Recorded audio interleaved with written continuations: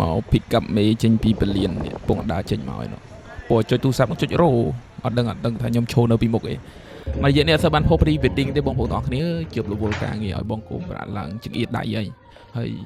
pre wedding នៅទទួលបានមួយប៉ុន្តែគាត់ថាទទួលជួបច្រើនពេកដូចឆ្នាំទៅអត់កើតព្រោះការងារបងគោប្រាក់គាត់ច្រើនដែរអានេះថតនៅកោះកុងថតនៅអីគេទៅដែរជីផាត់នៅជីផាត់កន្លែងហ្នឹងនៅជីផាត់និយាយទៅការងាររបស់គាត់មានជឿបធ្វើហោហែអត់ដាច់ទេតែគាត់ថាពីមុនមកខ្ញុំ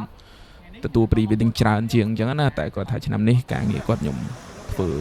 ច្រើនជាង pre wedding ហើយ pre wedding ទទួលមួយថតមួយព្រោះ pre wedding នឹងខ្ញុំនេះវាជាផ្នែកមួយនៃជីវិតអីហើយក៏